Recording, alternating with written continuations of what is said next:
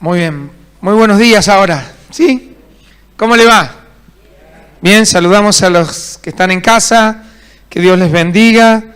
Lindo estar un domingo más compartiendo esta reunión. Saludos sin duda a los que están hoy por primera vez, ¿sí? Al principio una familia ahí, ¿cómo les va? ¿Nos pueden decir sus nombres fuerte? Pónganse de pie así los vemos todos. Sergio, María Isabel. Muy bien, bienvenidos. Y recordame tu nombre. Sol. Bienvenidos, gracias por compartir esta mañana aquí. Muy bien. ¿Alguien más que venga hoy por primera vez? No veo caras. ¿No? Sí, allá. Muy bien. ¿Cómo es tu nombre? Cristiano. Bienvenido, cristianos. Qué bueno. Qué lindo que estemos en esta mañana tempranito aquí, disfrutando de la reunión. Bueno, tenemos varios anuncios, quiero que preste atención, invitarte como siempre a la reunión de oración. El domingo que viene, de paso los jueves a las 20 horas, la reunión de oración. Lindo grupo este jueves. El domingo que viene tenemos Santa Cena, ¿sí? No te olvides de eso. Y un motivo por el que estamos orando como iglesia tiene que ver con el campamento de Iquecito. Ayer hubo un buen grupo de valientes, por ahí capaz que circula algún video, trepado a los árboles, sacando ramas y todo lo demás. Bueno, gracias a Dios todo en orden. Pero estamos orando por un matrimonio para que esté trabajando como casero ahí en ese lugar, pero mucho más que eso, un matrimonio que pueda levantar un ministerio de trabajo en ese lugar. Ya hay algunos inscriptos, está ahí el... Bien, cualquier cosa al finalizar hable conmigo y le damos el link por si conoce a alguien. Ya hay gente inscripta y para fin de mes ya vamos a estar cerrando esta convocatoria, así que vamos a estar tomando una decisión. Pero iglesia, es tan importante que estemos orando por esto, ¿sí? ¿Quién conoce el campamento de Iquecito? ¿Sí?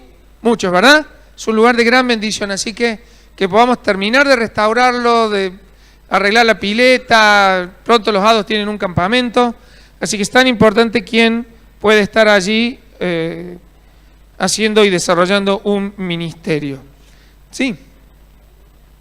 Sí, hasta fin de mes, el 31 de octubre por eso que dije a fin de mes. Bien. Hasta el 31 de octubre tenemos tiempo de presentar. Me dicen todos. Bueno, hasta el 31 de octubre podemos hacer la presentación inscribiéndose en el link que está creado para esto y con todos los requisitos. Y vuelvo a decir, no es solo un trabajo, es un ministerio a desarrollar y una media jornada de trabajo. Muy bien. Quiero leerles algo. Agustina, ¿no? ¿Está Agustina y Alejo hoy? Ya están allá. ¿Me preparas? Ya en un ratito estoy con ustedes, espérenme. Quiero leerles algo. Escúcheme atentamente a ver si podemos entender lo que Pablo estaba diciendo en 2 Corintios capítulo 9, versículo 5. Por tanto, 2 Corintios 9, 5. Voy a leer continuado. Perdón los de multimedia que no les avisé, pero si lo podemos poner, así leemos 2 Corintios capítulo 9, versículo 5 en adelante. Por tanto, tuve por necesario exhortar a los hermanos que fuesen primero a vosotros y preparasen primero vuestra generosidad antes prometida, para que esté lista como generosidad y no como exigencia nuestra. Ellos estaban preparando una ofrenda para enviar, ¿sí? Entonces, Pablo le dice, prepárenla, esto que está desde hace mucho tiempo, pero quiero que lo preparen como generosidad y no como una exigencia nuestra. Versículo 6. Por esto digo, el que siembra escasamente, también segará escasamente, y el que siembra generosamente, generosamente también segará. Cada uno dé como propuso en su corazón, no con tristeza ni por necesidad, porque Dios ama al dador alegre. Y poderoso es Dios para hacer que abunde en vosotros toda gracia, a fin de que, teniendo siempre en todas las cosas todo lo suficiente, abundéis para toda buena obra. Y sigue el pasaje y les va enseñando las virtudes que están en el dar, ¿sí? En un ratito vamos a levantar la ofrenda como lo hacemos cada domingo. Nadie se sienta obligado a esto, como lo decimos siempre. Es esta actitud generosa de intimidad con el Señor a la hora de ofrendar. Pero ahora lo que quiero presentar es un desafío que va a empezar a correr durante todo el mes de octubre también. Y se trata de lo siguiente. ¿Vio en el último video de avance de obra? Bueno, ya se terminó de cerrar, venimos bien, están haciendo desagüe, están terminando, empiezan ya la parte de los detalles. Y tenemos algún desafío importante que se nos viene. ¿Está bien? La idea es que vamos a pasar de un salón con una capacidad de 130 a un salón que va a estar cerca de 400. ¿Sí? La pregunta es, si va a decir wow, digan. Ok. Muy bien. Si vamos a pasar a un salón mucho más grande. La pregunta es, ¿dónde nos vamos a sentar? ¿Quién está en condiciones de estar parado 1 hora y media, 2, un domingo a la mañana? 1, 2, 3. ¡Qué bueno! Pero el salón nuevo tiene que ver con un propósito, no con más comodidad, no que hoy que vamos a poder jugar al vóley, no. Tiene que ver con un propósito que se habló recién de esto, ¿no? De un crecimiento específico. Pero el desafío que les quería leer de generosidad es para que podamos preparar el corazón. ¿Qué le parece si usted tiene su silla asegurada? Usted viene los domingos y tiene su silla asegurada. Pero un desafío de fe a nuestra generosidad, pero un desafío evangelístico de poder compartir el amor de Cristo con otro, sería que pudiera cada uno de nosotros comprometerse con comprar una silla. Uy, pero una silla, ¿cuánto sale? Y sí, sale, una igual a la esta, sale como 40.000 pesos. Un par de lomitos. Pero ¿y si lo hacemos sistemáticamente y quizás en los próximos meses podemos duplicar la cantidad de sillas? Pero que en nuestra mente decir, che, en los próximos meses puedo sembrar, y no le estoy hablando de un negocio, le estoy hablando de un corazón agradecido en gratitud, comprometido con un proyecto. No por nuestra exigencia, como decía Pablo, pastoral, sino decir, ¿nos animamos a poblar de sillas el próximo salón? ¿Me hice entender? Soy muy... ¿Está bien? ¿Qué le parece si como objetivo nos ponemos a decir, una silla, listo, ya la compramos, pero invito a alguien que ocupe esa silla? Ese es el propósito que le queremos compartir hoy.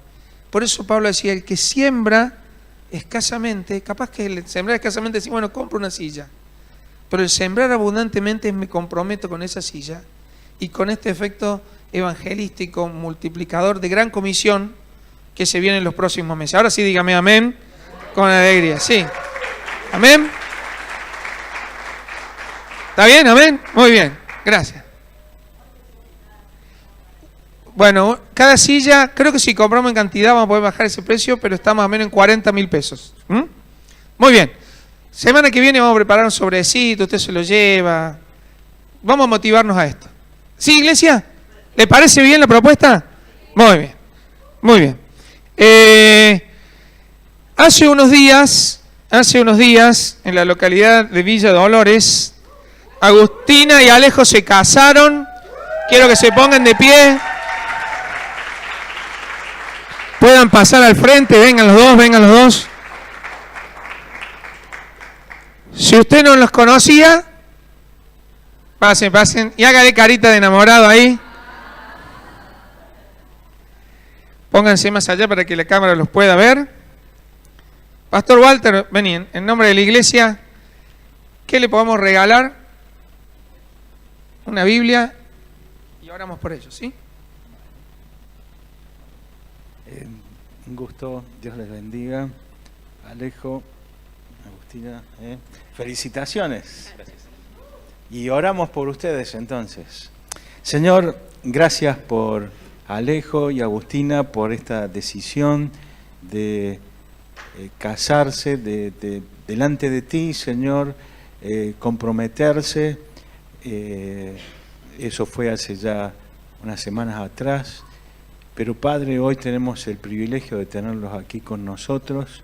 Ellos van a invertir su tiempo, están edificando su casa, están instalándose aquí en Córdoba con su trabajo, con sus sueños.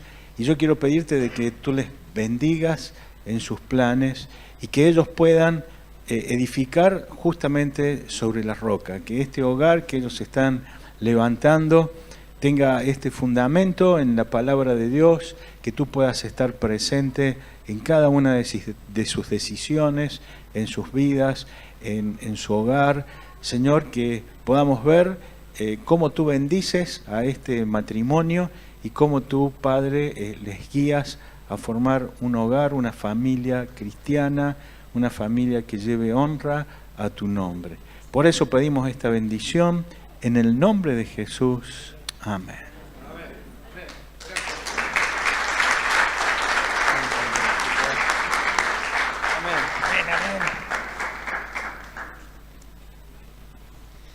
Muy bien, qué lindo cuando se casan, qué lindo que es el amor, ¿eh?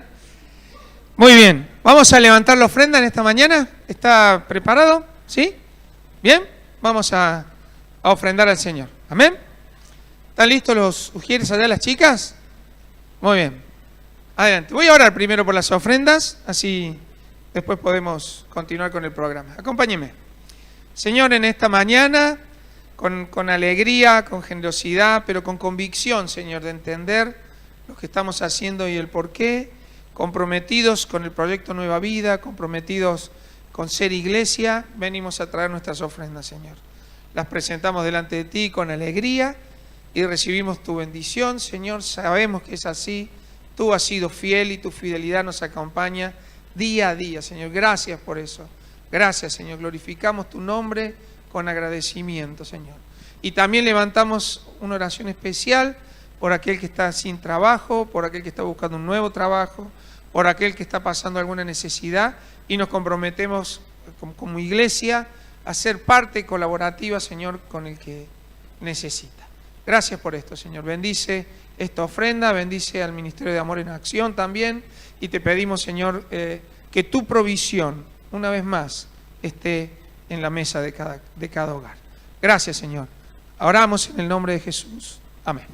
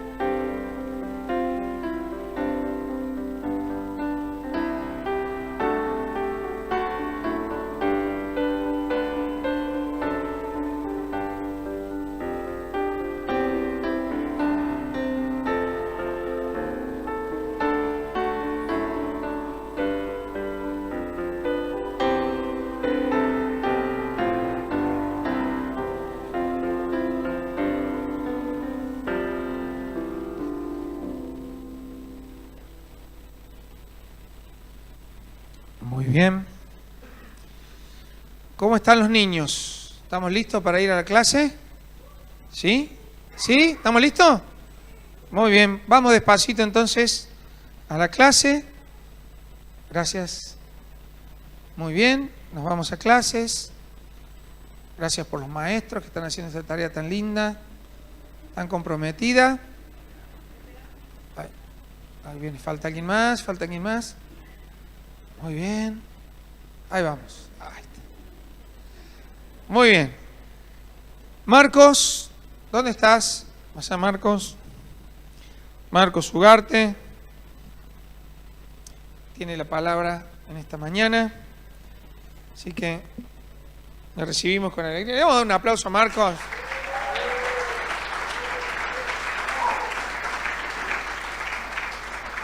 Muy bien. Oramos también por Marcos, ¿me acompaña? Señor, en esta mañana abrimos nuestro corazón, nuestra mente, nos preparamos para recibir tu palabra, para poder masticarla, disfrutarla, Señor, y que produzca una transformación, una más, en nuestras vidas, Señor, que tu Espíritu Santo siga llenando nuestro corazón, Señor, y en esa predisposición, Marcos va a abrir tu palabra y nos va a ministrar, nos va a enseñar en esta mañana. Queremos pedirte que lo bendigas, pedimos pedirte, Señor, que se pueda expresar con toda autoridad y pedirte, Señor, que tu Espíritu Santo le esté guiando y le esté dando paz en este momento para traer la palabra en la mañana. Gracias por su vida, lo quiero mucho, por eso te pido que lo bendigas en el nombre de Jesús. Amén.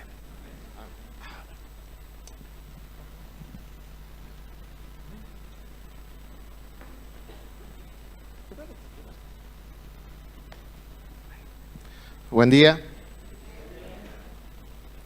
La verdad que es un privilegio poder compartir la palabra de Dios en esta mañana.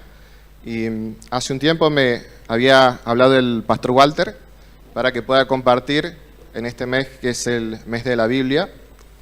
Y pensaba, como para entrar un poco en el tema, contar 3 breves historias que seguramente deben ser muy parecidas a la que ustedes han vivido, de cuál es mi relación personal con la Biblia. Yo ya le he comentado quizás varias veces, pero si siempre hay algo nuevo, esta historia todavía sirve. Cuando yo llegué a la iglesia, que llegué a través de un partido de básquet, no era que yo estaba buscando a Dios ni nada parecido, conocí unos chicos que hacían básquet y bueno, llegué a la iglesia y escuché la palabra de Dios. Y comencé a ir, pero yo me daba cuenta que todos tenían su propia Biblia y yo en mi casa comencé a buscar y no encontré nada. Lo único que encontré fue el Nuevo Testamento de los Gedeones. Lo intenté llevar, pero me di cuenta que me servía para algunos textos y otros no, aparte de que todavía no sabía buscarla. Entonces el predicador decía algo y yo tardaba como 5 minutos hasta ubicar lo que él quería decir. Y se me ocurrió acercarme a unos hermanos y como en el colegio secundario siempre nos hacían fotocopiar libros, se me ocurrió acercarme a un hermano y pedirle, che, ¿me prestas tu Biblia para poder fotocopiarla? Y yo pensaba, aunque sea voy fotocopiando de aparte, y como que se me rieron porque me dijeron, no se puede fotocopiar, y yo pensaba que estaba prohibido, y no era que estaba prohibido, era que me salía más caro si yo lo fotocopiaba. Hasta que, bueno, los amigos que me habían invitado, bueno, me terminaron regalando una Reina Valera 60 de canto celeste. Entonces yo ya comencé a ir a la iglesia con esa Biblia. Y posteriormente comencé a ir a la escuela dominical y seguí yendo por ahí a reuniones, a conferencias que daban en la iglesia. Y siempre veía yo que mis maestros de la escuela dominical tenían como una Biblia más grande que la que teníamos nosotros. Y se me ocurre ir y preguntar qué era lo diferente de esa Biblia con la que teníamos el resto. Y lo que me decían, es una Biblia de estudio. Y yo le comentaba, ¿y eso qué es? Bueno, es una Biblia que tiene ayuda para que vos puedas entender mejor la Biblia. Y para mí en ese momento era como mi deseo también poder conseguir una Biblia de estudio, pero obviamente que era muy caro. Yo era el único de mi familia que en ese momento iba a la iglesia, así que lo que se me ocurrió fue vender mi consola de videojuegos de un fontanero muy famoso que salta, y eso lo usé para comprar esto, que es la Biblia del Diario Vivir. Pero cuando mis hermanos se enteraron, aunque era mía, pero bueno, no les avisé que había vendido esa consola de videojuegos, bueno, se enojaron bastante conmigo, pero bueno, fue la forma que tuve en ese momento de poder comprar esta Biblia, y la verdad que me ha servido un montón. Y luego comencé a ir a campamentos, y en un campamento estudiantil, como que me sorprendí. El orador era un misionero australiano llamado Pedro Blows, si es que no recuerdo mal, estaba enseñando Filipenses, y me sorprendía porque él leía una Biblia, pero no era la Reina Valera, y ahí pido al pastor José Luis de que no se enoje, y me sorprendía porque yo la entendía, Y después de los mensajes fui y me acerqué y me dijo, mira, esta es la nueva versión internacional, está en un español más actual, y en el campamento tenían una librería y la compré. Y me acuerdo que, no sé si yo tuve un secundario bastante malo, pero la verdad que la Reina Valera era la que se usaba en la iglesia, era la que nos permitía memorizar fácilmente, y creo que por eso el pastor Jesús Luis siempre hace énfasis. Pero yo me acuerdo cuando compré esta Biblia, pude comenzar a leer así como si fuese un libro del colegio o un libro de la facultad. Yo estoy seguro que muchos de los que estamos acá tenemos el recuerdo, ¿no?, de la primera Biblia que nos regalaron. Hace poquito regalaron a alguien por cumplir 15 años. También se ha dado hoy día una Biblia porque comienza un nuevo matrimonio. Y bueno, es la palabra de Dios y todos nosotros tenemos una historia con ella. Y yo en esta mañana, bueno, quería volver como a lo básico, ¿no?, de que podamos revisar qué es la palabra de Dios, qué es lo que nos enseña, cuál es su propósito, cómo nos acercamos a ella y por qué es tan importante que nosotros podamos leerla. Ahora sí, le voy a pedir a Jessy si me puede acompañar con la diapositiva.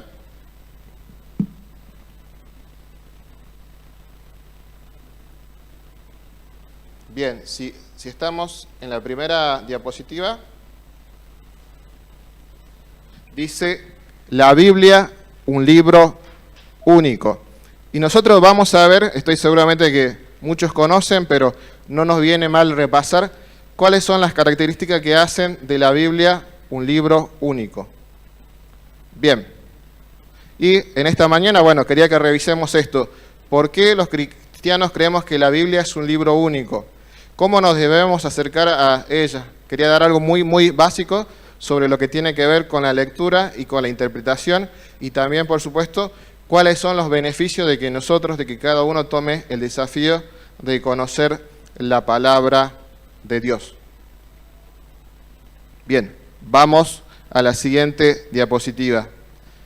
Nosotros podemos saber que la Biblia es un libro único porque es el único que reclama tener las palabras de Dios. Y también vamos a ver que en realidad la Biblia está compuesto de un conjunto de libros. Bien, a ver si ¿me está funcionando?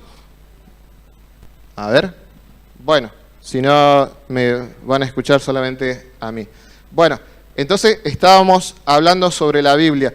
¿Por qué los cristianos decimos que la Biblia es la palabra de Dios?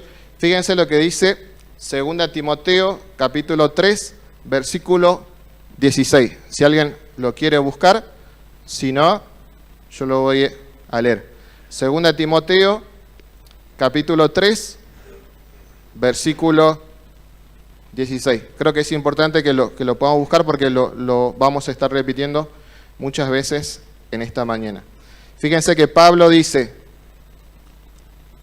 toda la Escritura es inspirada por Dios y útil para enseñar, para redarguir, para corregir, para instruir en justicia. 2 Timoteo, capítulo 3, versículo 16 dice: toda la Escritura es inspirada por Dios. En la siguiente diapositiva explicaba un poco qué es lo que entendemos por inspirada. Esto viene de un término griego que lo he buscado, que se llama teofagnusto, que significa que literalmente la palabra fue inspirada, que la palabra fue respirada por Dios.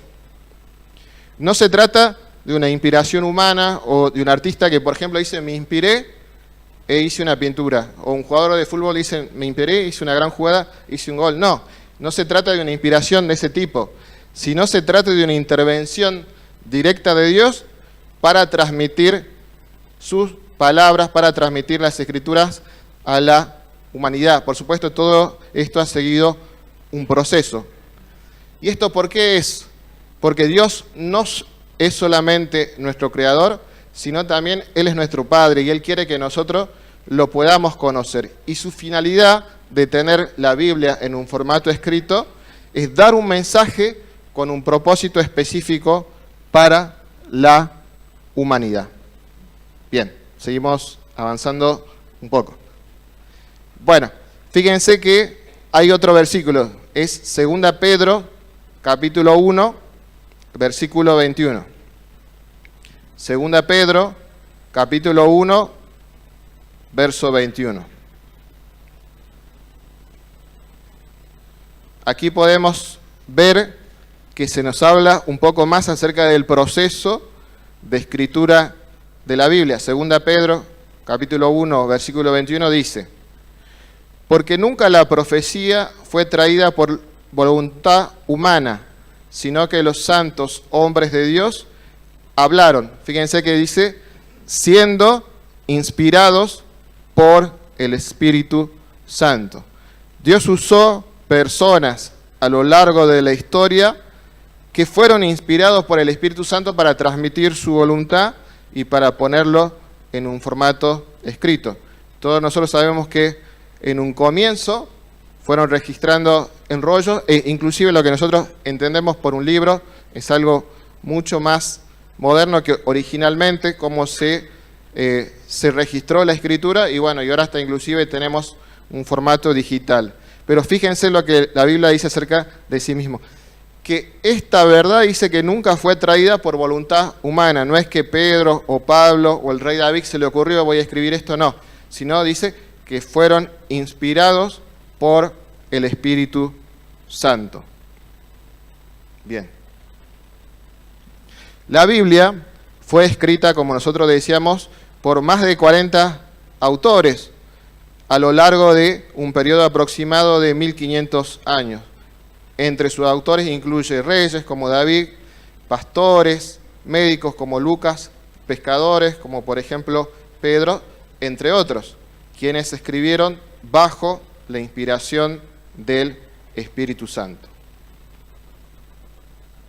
Bien, vamos a hablar un poquito más, perfecto, sobre los idiomas en que se registró la palabra de Dios.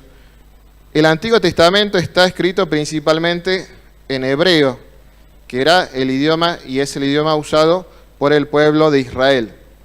Hay partes del Antiguo Testamento, especialmente si no recuerdo mal, partes del libro de Daniel y Esther, que se escribieron cuando Israel estaba cautivo en Babilonia y por lo tanto usaron el lenguaje de ese imperio que era el arameo, pero son partes muy pequeñas del Antiguo Testamento. Y todo el Nuevo Testamento fue escrito en griego, en el griego popular que se llamaba koine, y que se había convertido en la lengua del mundo civilizado a causa, primeramente, de las conquistas de Alejandro Magno, pero posteriormente, cuando el Imperio Romano conquistó lo que había conquistado Alejandro, ya se mantuvo este idioma porque era el más usado.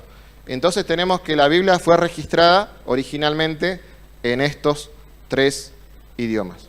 Bien, ahora sí, vamos a la que sigue. Buenísimo si se puede ver. Me voy a mover un poquito. Fíjense que en nuestra Biblia tenemos principalmente 2 partes, ¿no? El Antiguo Testamento y el Nuevo Testamento. Y si nosotros vemos un poco el significado más de la palabra Biblia, literalmente significa los libros, haciendo referencia a que aunque la revelación es una, está compuesta de varios escritos. En este caso, los escritos del Antiguo Testamento y los escritos del Nuevo Testamento.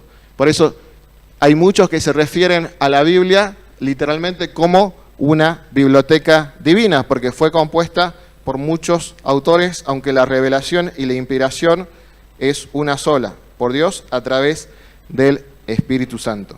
Bien, vamos a seguir avanzando un poquito más.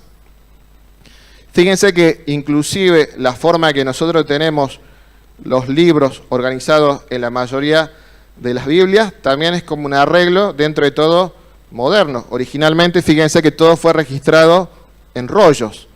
Se le trató de dar un símil de orden cronológico, pero no es el orden que se va siguiendo siempre.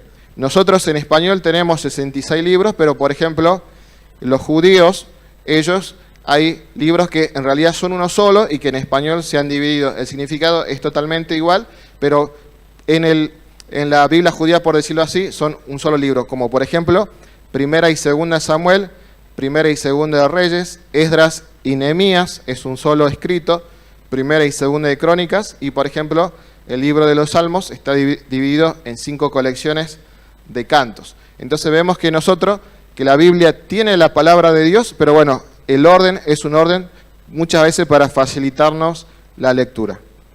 Bien, seguimos avanzando un poquito más.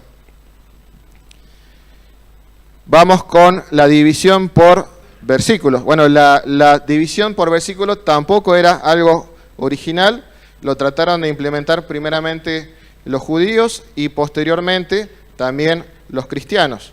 Y la Biblia fue dividida en el siglo XIII en capítulos. Ya varios lo habían intentado hacer, pero fue un teólogo inglés, Stephen Langton, quien la dividió en el formato que tenemos actualmente, y bueno, fue el aceptado y quedó como está.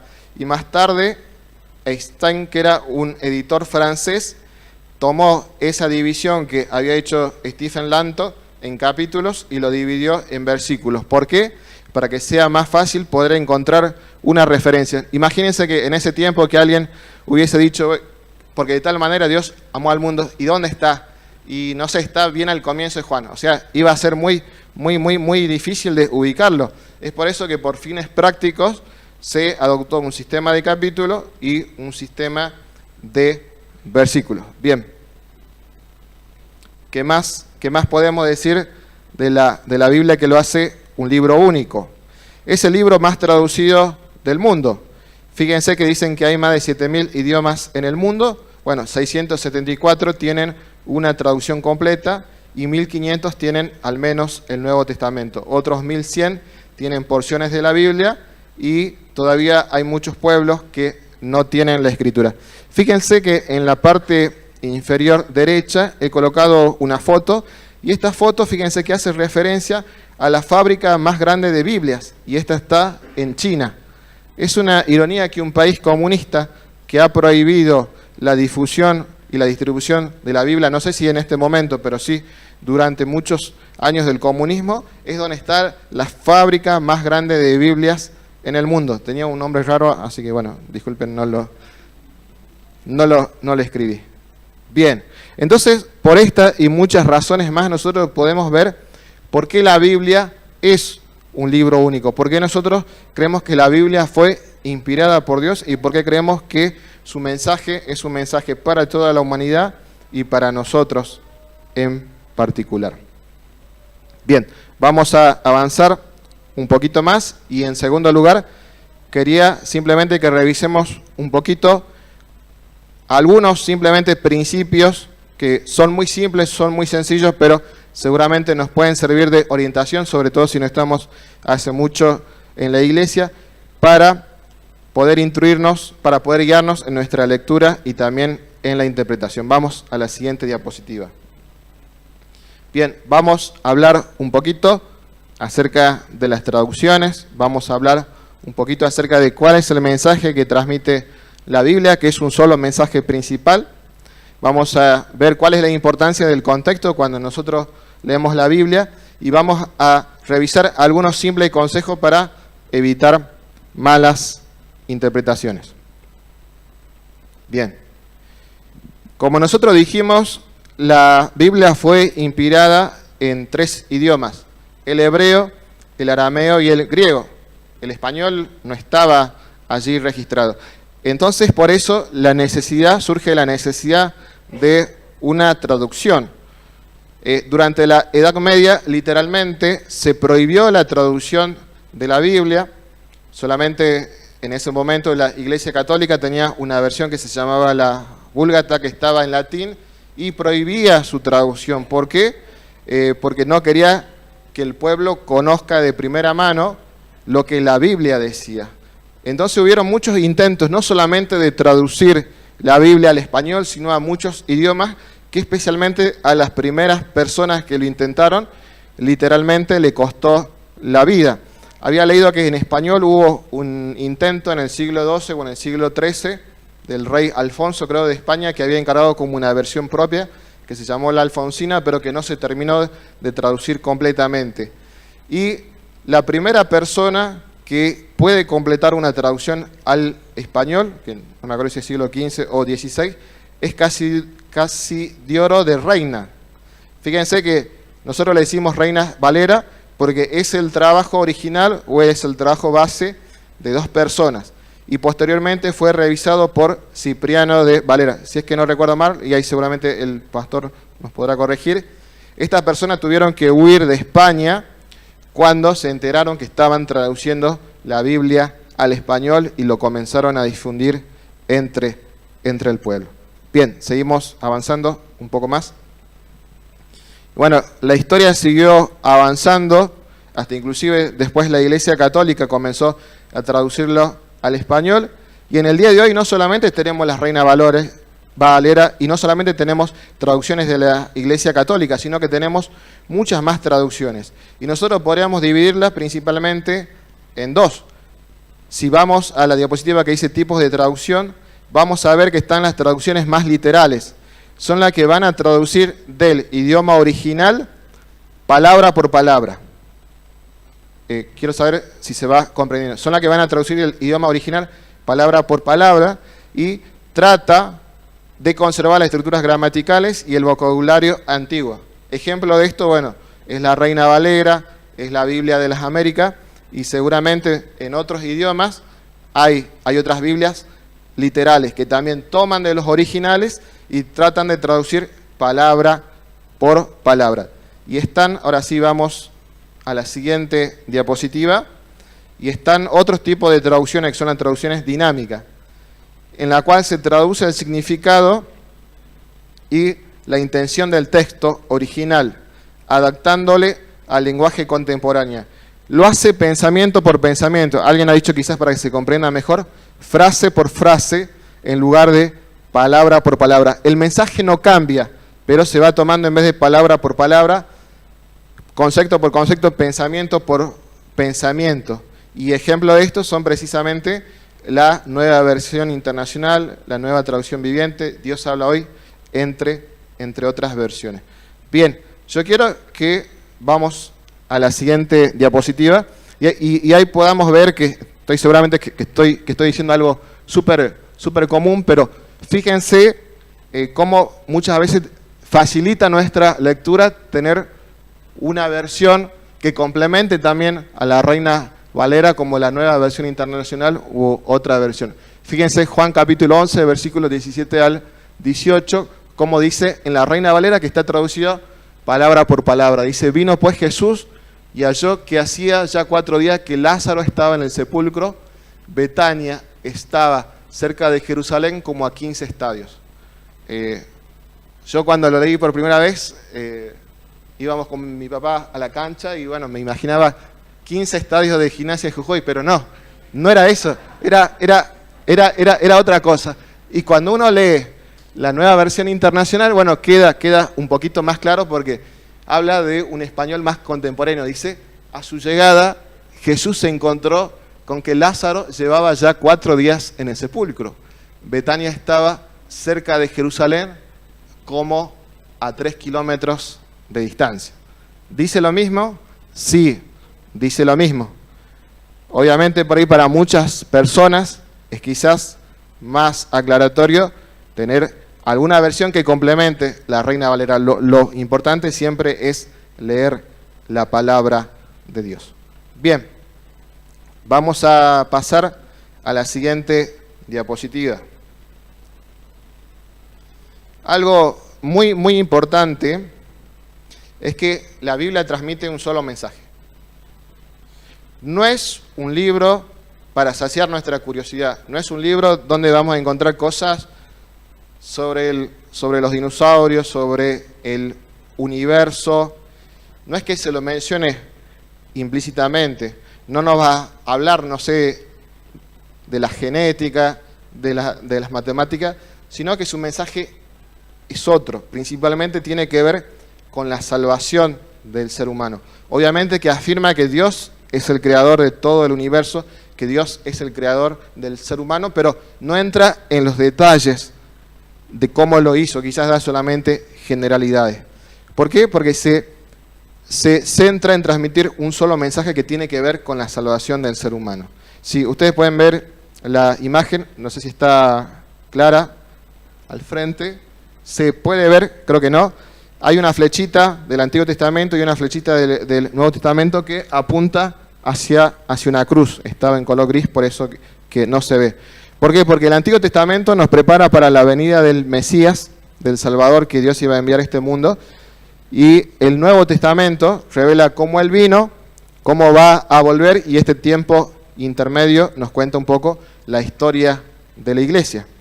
Entonces podemos decir que en la Biblia se va a reflejar la historia de la salvación y cómo Dios envió a su Hijo para concretarla. Nosotros, si prestamos mucha atención, vamos a poder ver como una especie de pistas que Dios nos va dando desde el Génesis hasta el Apocalipsis acerca de Cristo y de la salvación. Bien, vamos a pasar a la siguiente diapositiva y fíjense que acá esto va a quedar claro en estos versículos, ¿no? Fíjense lo que dice Juan 20:31, ¿no? Pero estas se han escrito para que creáis que Jesús es el Cristo, el Hijo de Dios, y para que creyendo tengáis vida en su nombre.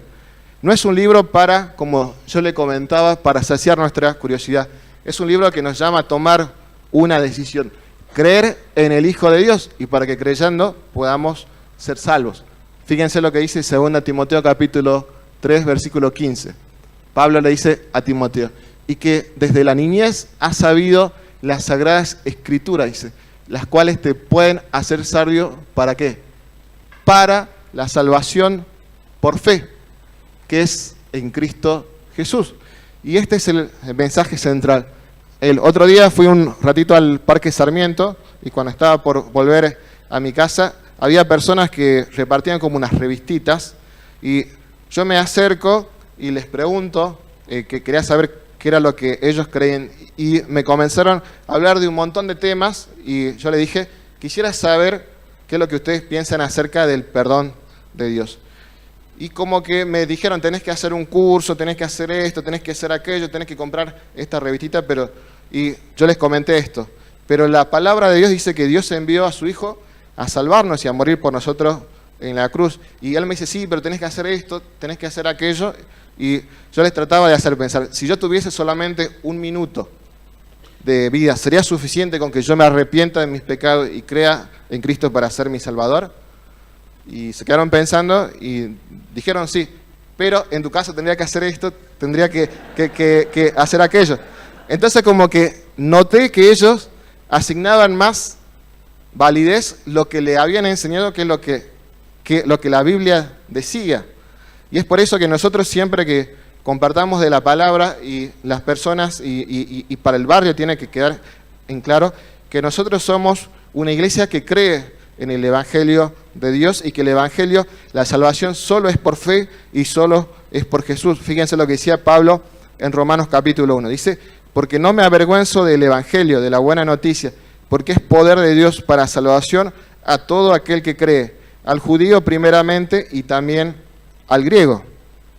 El propósito de la Biblia es transmitir un mensaje de salvación y confronta al ser humano, porque no puede decir, bueno, voy a aprender esto en un curso, me va a servir para cierta área de mi vida. No, es todo o nada. ¿Crees en Cristo y sos salvo o estás todavía perdido? Obviamente que hay muchas personas que necesitarán escuchar este mensaje varias veces y que tendrán muchas dudas. Bueno, nos tocará como iglesia también poder ayudarlos y orientarlos. Pero el mensaje del Evangelio es uno solo, se ha escrito para que nosotros podamos creer que Jesús es el Cristo y para que creyendo en Él podamos tener vida en su nombre. Bien, vamos a ir avanzando un poco más, ya vamos a ir entrando casi en la parte final. Algo muy importante cuando nos acercamos a la Biblia es tener en cuenta el contexto. Y esto va a ser muy útil porque nos va a permitir guardarnos quizás de malas interpretaciones. Todo pasaje que nosotros leamos en la Biblia, recuerden que está insertado dentro de una historia. Es por eso que haríamos bien a estar atentos primeramente a lo que dice un poco antes y un poco después. Y también a estar atento a lo que enseña ese libro o esa carta y también a lo que toda la Biblia dice acerca de lo que se lee en ese pasaje o en ese versículo. Muchas malas enseñanzas, muchas falsas doctrinas provienen ¿de qué? De sacar texto fuera de su contexto. Bien, vamos a seguir avanzando un poquito más. Como nosotros dijimos, es muy importante el contexto dentro de la Biblia, pero también es muy útil con el tiempo que podamos sumar otras herramientas para poder comprender mejor la Escritura.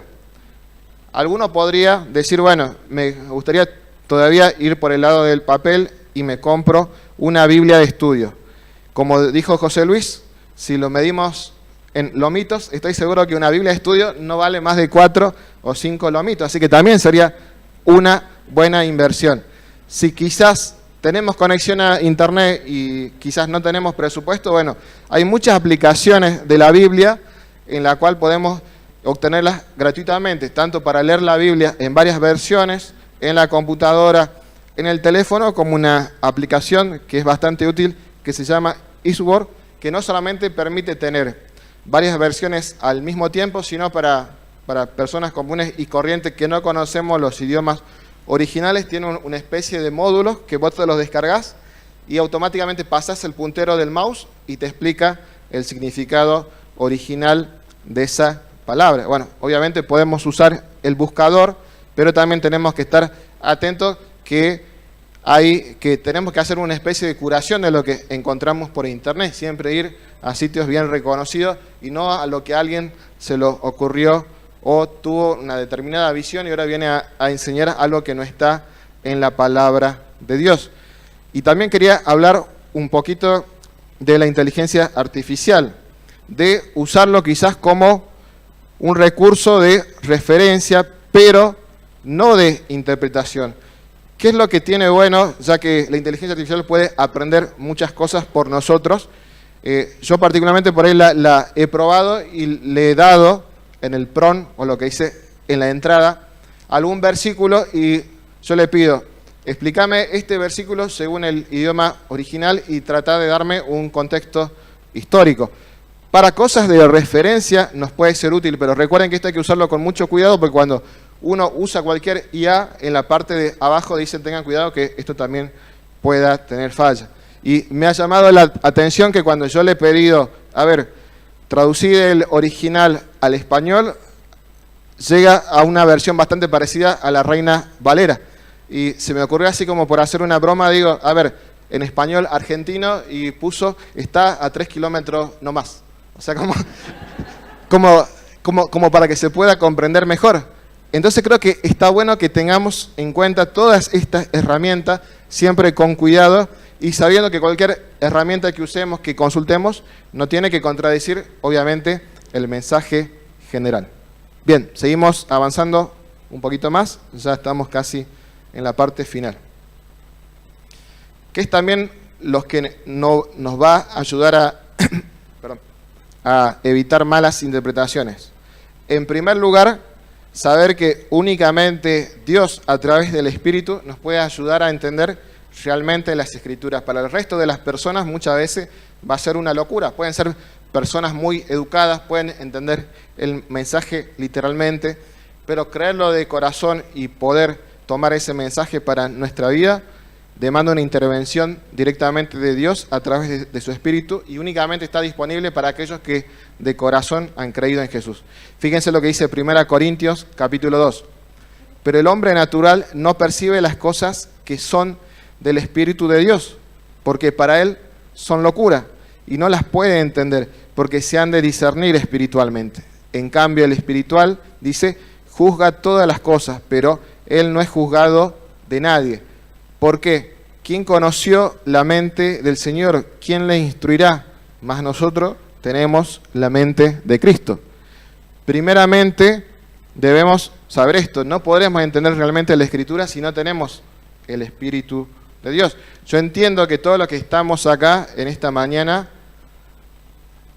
hemos creído en forma general que hemos tomado la decisión de aceptar a Cristo. Si tú en esta mañana te sientes como fuera de lugar, si tú en esta mañana no estás entendiendo quizás este mensaje, bueno, te animo a quizás a revisar en tu vida, ¿no? ¿Qué decisión has tomado con Jesús? Esto no es una religión y todos nosotros podríamos estar haciendo otra cosa, pero nosotros hemos creído en un momento determinado de nuestra vida en Jesús y estamos acá porque queremos aprender más de Él. Y para entender la palabra de Dios requerimos de su Espíritu. Bien, vamos a seguir avanzando un poquito más y aquí ya está casi en la parte final. Nosotros tenemos que aprender en que en la Biblia hay muchos géneros o estilos literarios. Sería un tema largo, pero nos va a servir de referencia y de utilidad saber que principalmente podemos ver en la Biblia dos géneros. Uno que es más literal o histórico y otro que es más metafórico o poético. Parece algo sencillo, pero muchas veces personas han llegado a interpretaciones muy incorrectas olvidándose de esto. Fíjense, por ejemplo, Lucas, que era un médico, cómo comienza el capítulo 3. Dice, en el año 15 del imperio de Tiberio César, dice, siendo gobernador de Judea, Poncio Pilato y Herodes tetrarca de Galilea y su hermano Felipe tetrarca de Iturea y de la provincia de Traconite y Lisanias tetrarca de Abilina y siendo los sumos sacerdotes Anás y Caifás. ¿Les parece a ustedes que esto es un poema? Obvio que no. Es una referencia histórica. Lucas nos sitúa en un determinado momento, en el tiempo y el lugar. Entonces nosotros, con el sentido común, podemos decir, lo que viene después, obviamente, es un relato histórico que ha acontecido y que es real. Fíjense, por ejemplo, el Salmo 119, 105 dice, lámpara es a mis pies tu palabra y lumbrera a mi camino. Yo puedo tomar literal este texto, puedo levantarme por la noche con toda la oscuridad de una casa, de una habitación y sostener la Biblia así y decir, lámpara a mis pies tu palabra. Obviamente me voy a tropezar. ¿Por qué? Porque es metafórico, es metafórico. Nos habla que en la oscuridad de este mundo la palabra es como una lámpara y que en nuestro camino es como una gran luz, es como una lumbrera. Hay algunas religiones que, por ejemplo, piensan que Dios es un ser humano gigante.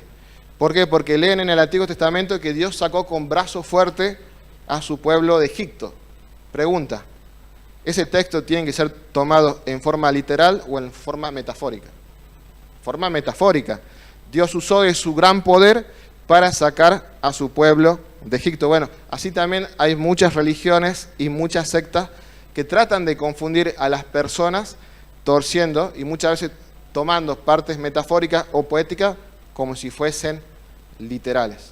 ¿Cómo nos vamos a dar cuenta? Obviamente leyendo la palabra de Dios y por el contexto. Bien. Y un último consejo, bueno, para reforzar lo que venimos diciendo, que la Biblia se interpreta aún los versículos que alguien dice, no, porque he encontrado esta nueva enseñanza y porque alguien se la ha revelado o alguien lo ha aprendido así, si no está sostenido por la palabra de Dios, no es válido. Únicamente la Biblia interpreta a la Biblia misma. Obviamente, no ignoramos la historia, no ignoramos la geografía, pero el principal intérprete de las Escrituras es solamente la Escritura. Y esto fue lo que surgió en la Reforma y lo que prácticamente dividió a Europa en el siglo XV, ¿no? Sostener que la palabra de Dios es para todos, para todo aquel que quiera leerlo y conocer a Dios, y que nosotros no basamos nuestra creencia en Dios y en Cristo en lo que alguien enseña, sino en lo que la Biblia enseña. Y si alguien enseña otra cosa, nosotros con la Biblia podemos decir, esto no es así, porque la palabra de Dios enseña otra cosa. Bien. Y para finalizar, simplemente quería que podamos cerrar viendo algunos beneficios de poder conocer más la palabra de Dios. Son solamente 4, ustedes seguramente podrán recordar mucho más, pero ¿por qué es importante que nosotros podamos invertir tiempo, invertir dinero, seguir viniendo a la iglesia para seguir aprendiendo?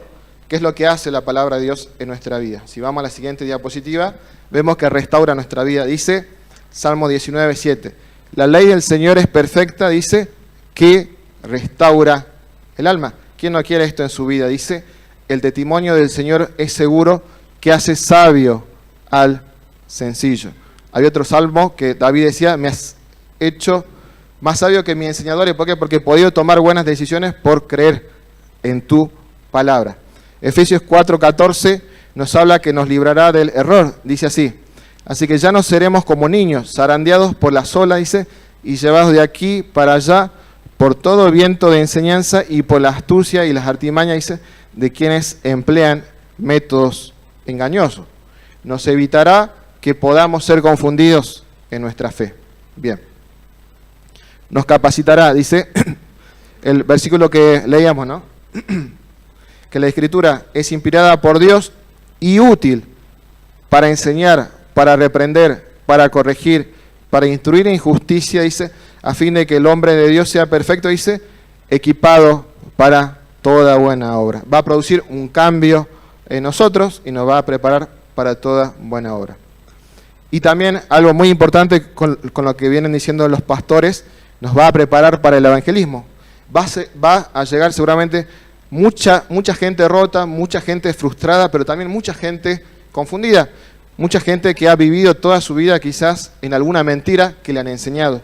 Bueno, ¿qué es lo que dice Pedro? Dice, honremos a Cristo en nuestro corazón como Señor y estemos siempre preparados, dice, para responder a todo el que pida razón de la esperanza que hay en nosotros, dice. Pero tenemos que hacerlo, dice, con gentileza, con amabilidad y con respeto, pero también con firmeza, ¿no? La Biblia enseña así. Cristo es el Hijo de Dios y solamente hay un camino, hay una verdad, hay una vida y hay solamente una palabra de Dios. No hay varias. Y ahora sí, vamos a la última diapositiva.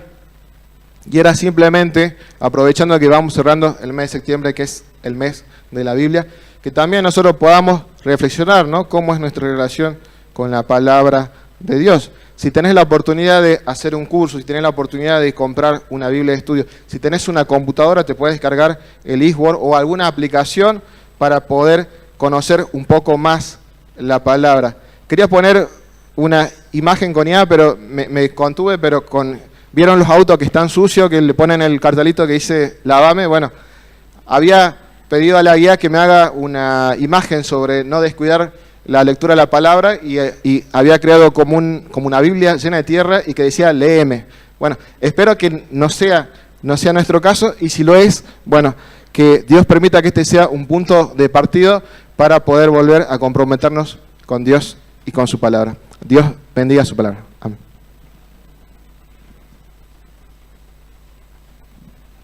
Gracias, Marcos.